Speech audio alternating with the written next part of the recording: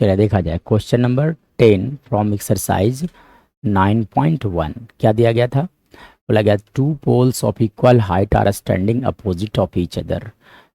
मतलब दो पोल है जिसका हाइट सेम है, ठीक है ना। They are standing opposite of each other on of the ना on either side of the road which is 80 metre wide. Road का जो वाइड है वो दिया गया है 80 मीटर।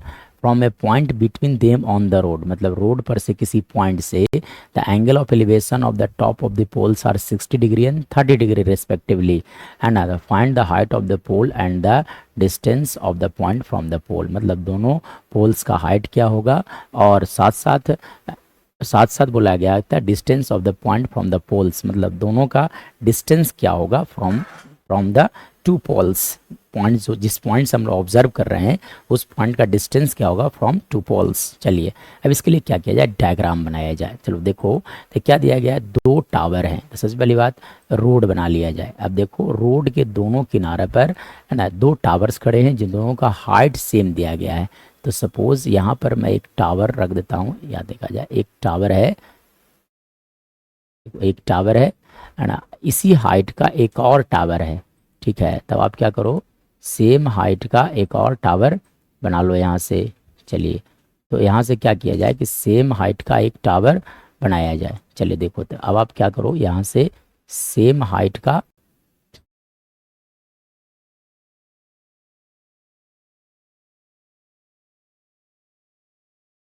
ये दोनों का हाइट लगभग ऑलमोस्ट सेम है। चलिए दोनों का हाइट क्या दिया गया है, सेम सेम दिया गया है।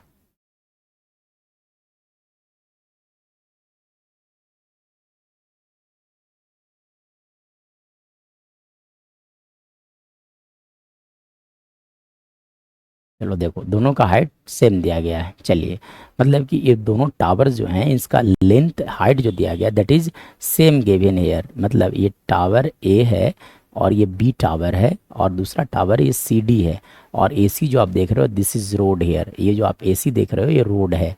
अब इसके किसी एक पॉइंट से, अब दोनों के जब हम पॉइंट्स को देखते हैं टॉप को देखा जाता है तो एंगल ऑफ एलिवेशन दिया है, एक के लिए 60 डिग्री दिया गया है, दूसरे के लिए दिया गया है आपका 60 डिग्री और एक 30 डिग्री दिया गया है। तब आप क्या करो कि यहाँ से आप ड्रा कर लो 60 डिग्री और 30 डिग्री। तब देखो क्या करता हूँ मैं, इसके टॉप को इस पॉइंट से ऑब्जर्व किया जा रहा है, ठीक है। सिमिलरली आप यहाँ से इसके टॉप को देखो तो एंगल कितने दिए गए हैं, तो एंगल जो दिया गया है दैट इज इक्वल टू है ना 30 डिग्री और 60 डिग्री दिया गया है, ठीक है।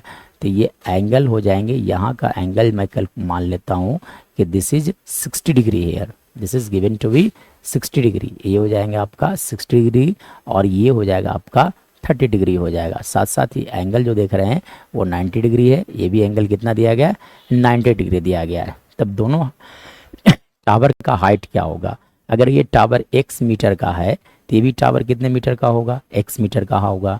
चलिए लेट द हाइट ऑफ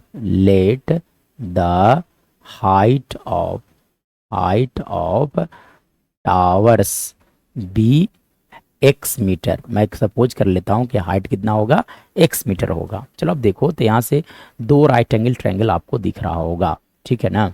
देखिए ये इस जो रोड है इसका चौड़ाई पूरा दिया गया है that is 80 metre given here, it is given here 80 metre, ठीक है। चलो अब आप क्या करो, यहाँ से जो पॉइंट जहाँ से ऑब्जर्व किया जा रहा है उसे मैं मान लेता हूँ P, ठीक है ना। तो दो राइट एंगल ट्रायंगल आप देख रहे होगे, दो राइट एंगल ट्रायंगल है।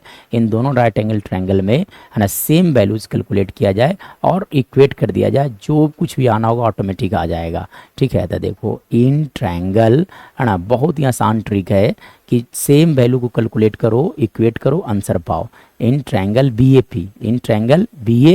पी है ना, angle B A P is equal to how much 90 degree, ठीक है ना। इन एंड ऑल्सो है ना एंगल आपका A P B that is equal to 60 degree given here. So यहाँ से आप कैलकुलेट कर लो tan 60 डिग्री का वैल्यू।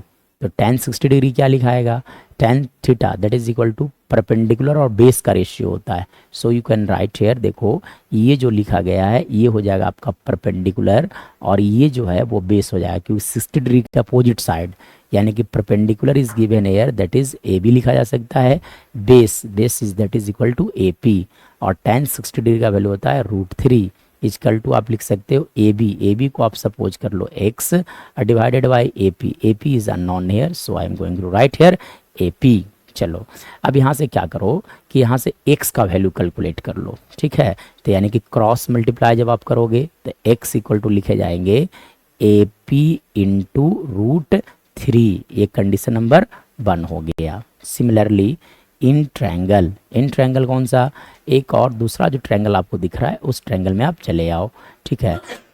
तो इन ट्रायंगल ये देखो, in triangle PCD, in triangle PCD, angle PCD is given here that is equal to 90 degree, that is equal to 90 degree, और साथ साथ angle CPD that is equal to 30 degree given here, ठीक है।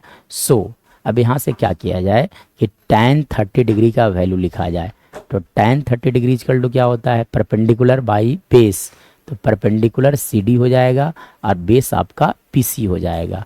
तो perpendicular is CD by base is PC here, so you can write here PC। चलिए अब tan 30 degree का value क्या होता है, 1/√3 इजकल टू CD कितने हो जाएंगे x, अब बाई क्या लिख दो यहाँ से PC आप लिख दो, on cross multiplying this two, तो यानी कि PC इजकल टू लिखे जाएंगे x √3, मतलब यहाँ से अगर मैं बात करूँ तो यहाँ से आप लिख सकते हो x का वैल्यू PC बाई लिखा जा सकता है √3, ये कंडीशन नंबर कौन सा हो गया 2।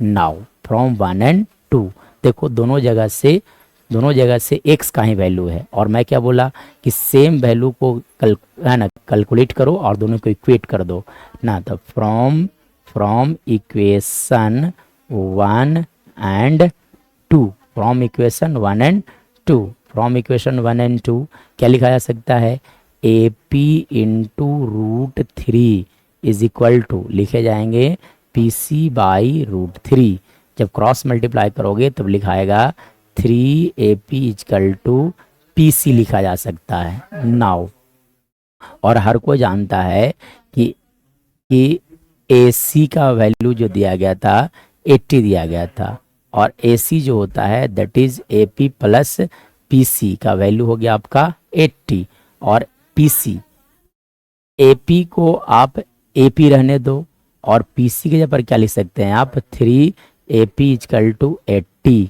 मतलब यहाँ से आप लिख सकते हो 4AP इजकल टू 80, मतलब AP का वैल्यू आ गया 80/4, और ये कैंसिल आउट हो जाएंगे तो 20 मीटर, मतलब AP का वैल्यू आ गया आपका 20 मीटर, AP का वैल्यू कितना आ गया 20 मीटर आ चुका है, ठीक है ना। चलो यहाँ से 4 अच्छे से लिखा जाए, AP का वैल्यू आ गया आपका 20 मीटर।